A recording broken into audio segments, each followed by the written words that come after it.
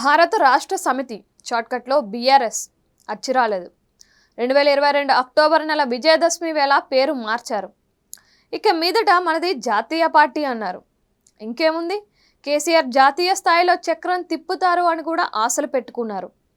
2024 ఎన్నికల నాటికి తెలంగాణలో మూడవసారి గెలిచి జాతీయ రాజకీయాల్లో ముఖ్య పాత్ర పోషించడానికి బీఆర్ఎస్గా పేరు మార్చారు.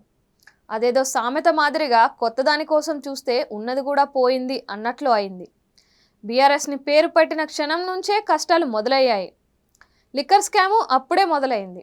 ఆ తర్వాత చూస్తే పార్టీ పరంగా కష్టాలు వేధించాయి. ఇక 2023లో జరిగిన అసెంబ్లీ ఎన్నికల్లో ఏకంగా అధికారం కూడా దూరం అయింది. దాంతో బీఆర్ఎస్ పేరు తమ కొంప ముంచింది అని పార్టీ వర్గాలంతా ముక్త కంఠంతో అంటున్న మాట. సమయం లేదు, ఇక పేరు మార్చాల్సిందే.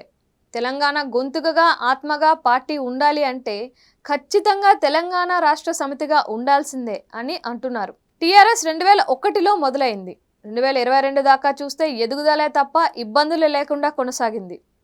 అలా పార్టీకి ఊతనిచ్చేలా టీఆర్ఎస్ పేరు బలంగా కలిసొచ్చింది. దాంతో ఈసారి జరిగే లోక్సభ ఎన్నికల్లో బీఆర్ఎస్ వద్దు అని టీఆర్ఎస్గానే వెళ్లాలని కూడా పార్టీ అధినేతలు తొందర పెడుతున్నారు. దాంతో ఈ నెల 27న తెలంగాణ రాష్ట్ర సమితి 24వ వార్షికోత్సవ వేడుకలు జరుగుతాయి.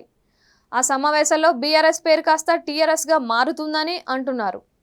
అది మంచి ముహూర్తం అని పార్టీ వేదిక మీదనే సర్వసభ్య సమావేశంలో నిర్ణయం తీసుకుంటే మేలో ఎన్నికల్లోగా టీఆర్ఎస్గా మార్పు ఉంటుందని, దాంతో అదృష్టం కలిసి వచ్చి అనుకున్న స్థాయిలో ఎంపీ సీట్లు సాధించే వీలు ఉంటుందని భావిస్తున్నారంట. మొత్తం మీద బీఆర్ఎస్ అంటూ హడావిడి చేసి పట్టుమని 2 ఏళ్లు కూడా కాకుండానే తిరిగి టీఆర్ఎస్గా పూర్వ నామధేయంలోకి ఆ పార్టీ వెళ్ళిపోతుంది. చిత్రం ఏంటంటే 2024 ఎన్నికల్లో బీఆర్ఎస్గా ఒక్క జాతీయ పార్టీగా మారి ఏపీ ఎన్నికల్లో పోటీ చేద్దామని కేసీఆర్ అనుకున్నారు. ఆయన మహారాష్ట్ర వెళ్లారు, బీహార్ వెళ్లారు, ఇతర రాష్ట్రాలు కూడా తిరిగారు. సాటి తెలుగు రాష్ట్రమైన ఏపీకి ఆర్భాటంగా రావాలి అని అనుకున్నారు. విశాఖ స్టీల్ ప్లాంట్ ఉద్యమంలో పాలు పంచుకోవాలని చూశారు. అమరావతిలో కానీ విశాఖలో కానీ భారీ మీటింగ్ కేసీఆర్ పెట్టాలి అనుకున్నారు. ఏపీలో బీఆర్ఎస్ శాఖను ప్రారంభించారు. బలమైన సామాజిక వర్గాలను ఆకర్షించాలని చూశారు.